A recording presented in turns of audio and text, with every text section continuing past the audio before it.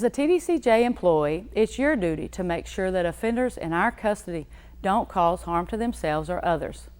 As a likely first responder to an offender in crisis, you need to be ready to take rapid and appropriate action.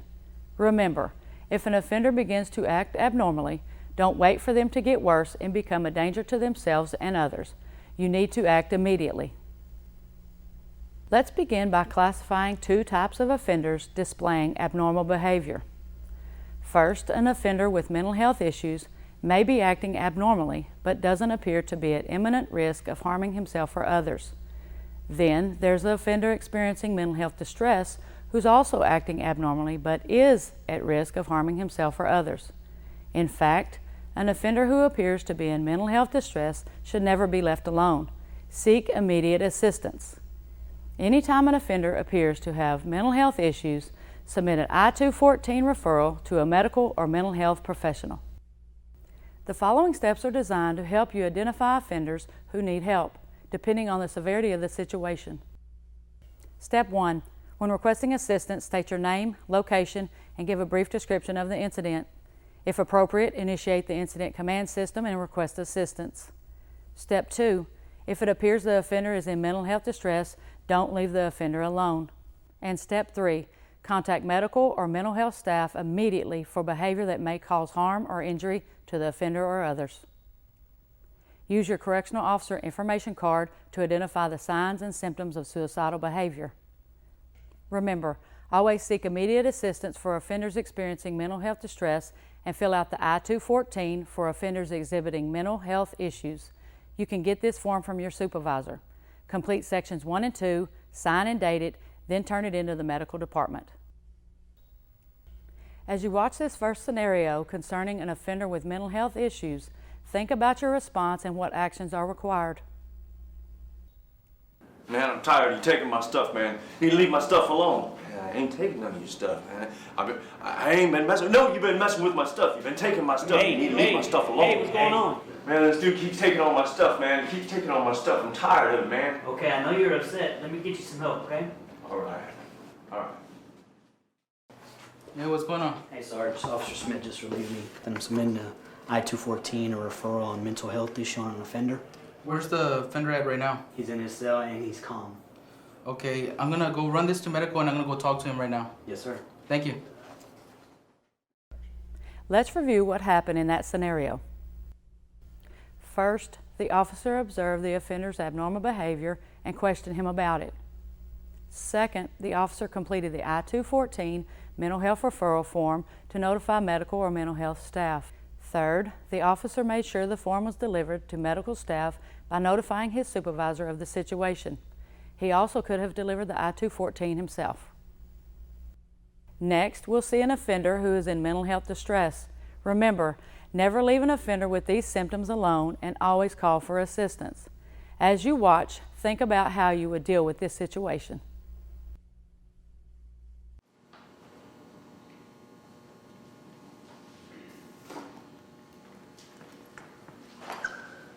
Hey, what are you doing? What's going on? We're just organizing some things. Organizing? For what? I really don't want to talk about it, but can you please make sure my sister gets my things? Okay, why would you think your sister needs your things? I really don't want to talk about it. But if you could please make sure she gets my property. If anything happens to me, just make sure she gets my property. Okay, just sit there and remain calm, and let me get someone to talk to you, okay? This is Officer Miller, F-Pod, 1 row, 45 cell. Have an offender who's in mental health distress. I need a supervisor and video camera. That CO did it the right way. He spoke in a reassuring tone to calm the offender, he called for a supervisor and a video camera, and he didn't leave the offender alone. The next scene shows why it's important to make an immediate response and call for assistance when an offender is in mental health distress and is harming himself. Offender Martinez! Offender Martinez, stop banging your head, or I'll have to administer chemical agent. This is Officer Butler, 2 row, F wing, 25 cell. It appears to be mental health distress. Offender is banging his head. Requesting additional staff, initiating an ICS. To control this situation, you have to keep calm and think clearly.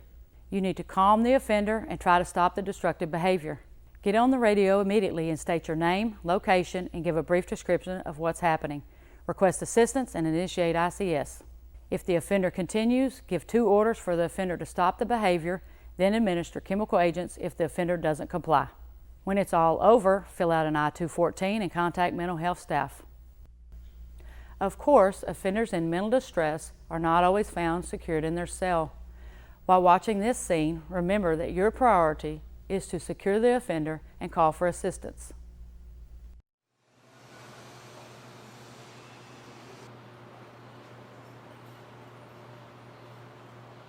Johnson, are you all right? What's going on? Nothing. This isn't nothing. What's happened? I can't take this anymore. My parole was denied. I don't think I'm ever getting out of here. What's the use? Come with me.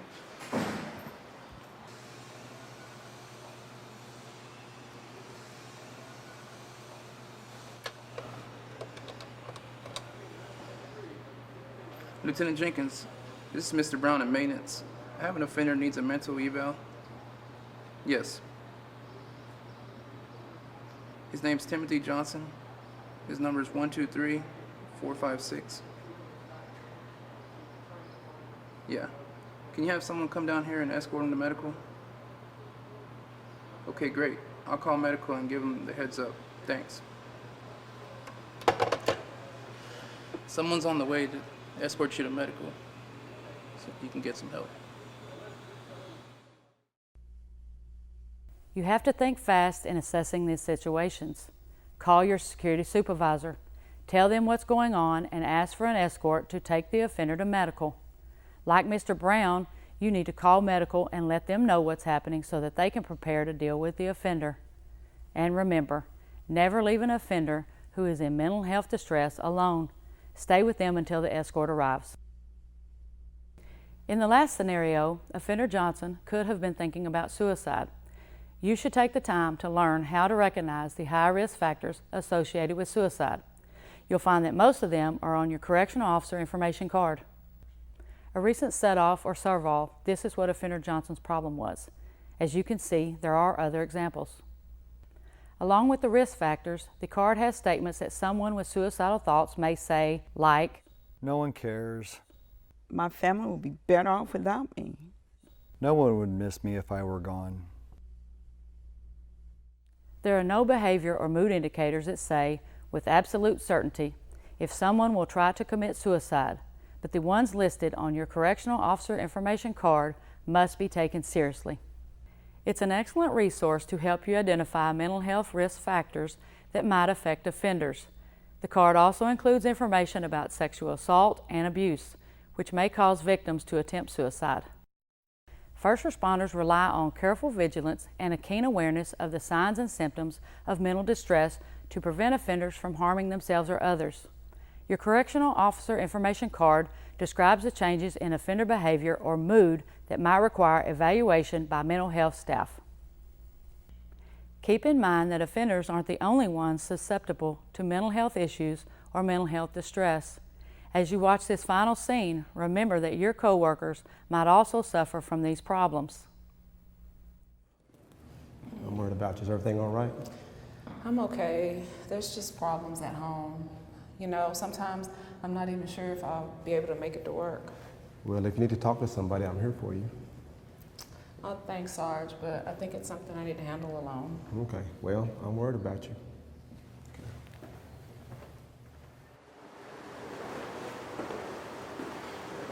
Hey, Ms. Chevalier, what's going on? Don't worry about me. I'll be all right. You sure?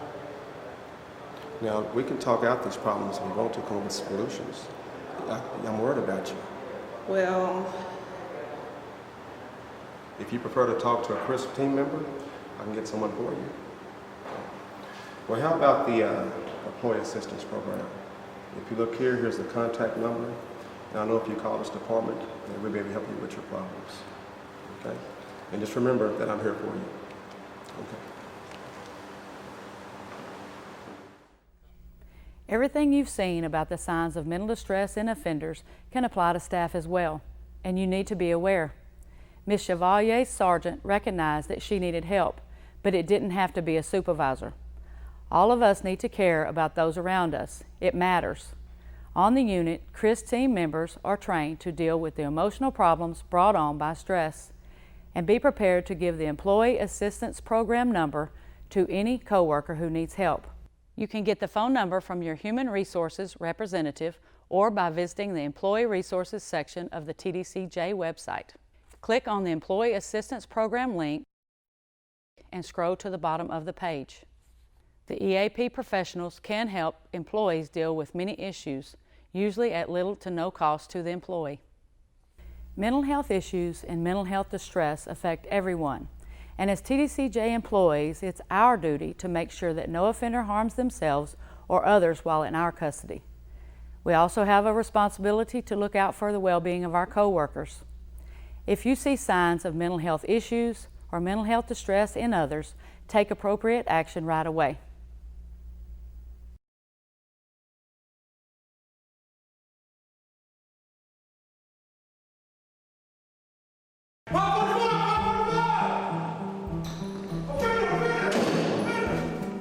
It's the responsibility of TDCJ employees to make sure offenders do not harm themselves while in our custody. In order to perform this duty, you need to know how to respond when you witness an offender attempting suicide or when you discover a possible suicide.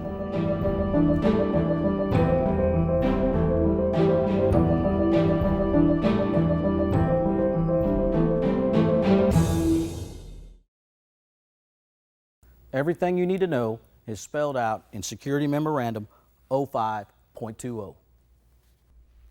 You are required to respond immediately in the event of a suicide or suicide attempt. You should use all available means, including carry-on person or appropriate chemical agents and delivery systems to stop a suicide attempt. If you encounter an apparent suicide or suicide attempt, get on the radio immediately, state your name and location, give a brief description of the incident, and initiate the ICS requesting assistance. You don't have to wait for a supervisor or video camera. Once enough staff arrives, get in that cell and begin life-saving efforts as quickly as possible.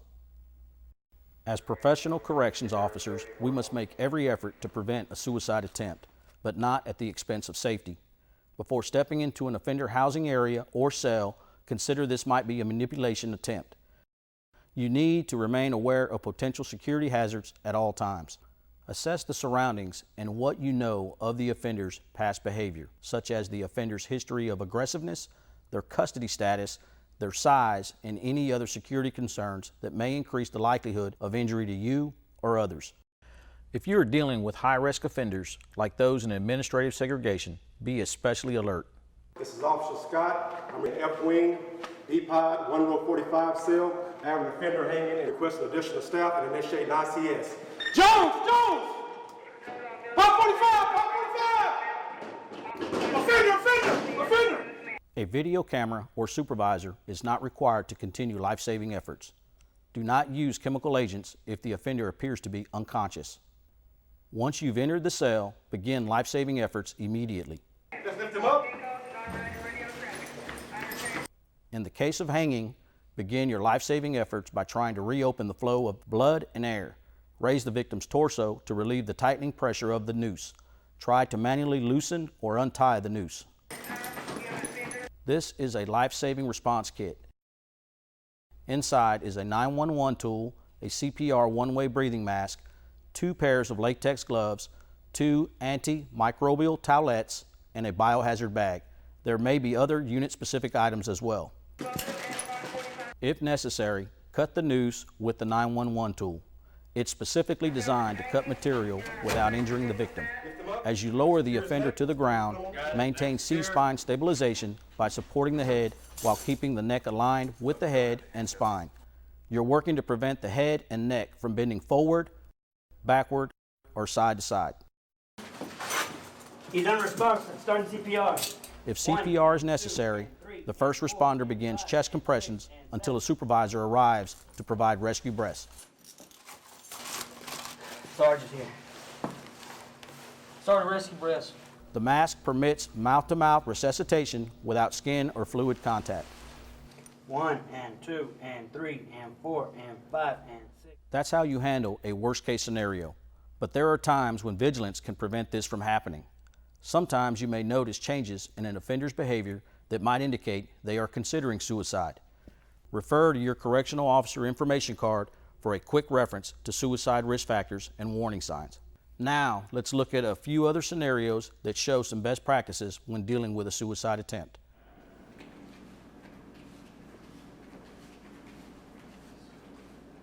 Hey, offender, what are you doing? Fast tracking out of here. Okay, first you need to drop the razor, throw it out to me. I can get you some help. Just leave me alone. Okay, drop the razor, throw it out to me, I'll get you some help.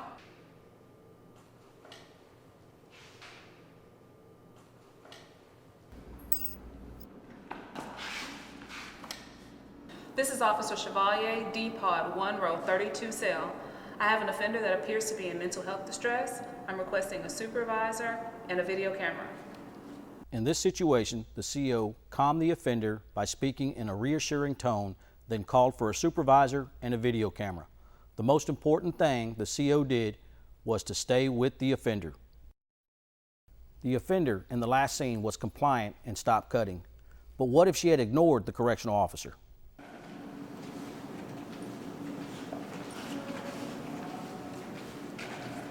Hey, what are you doing? Offender, stop! Stop cutting! Or chemical agents will be used. Offender, stop! Stop cutting or chemical agents will be used.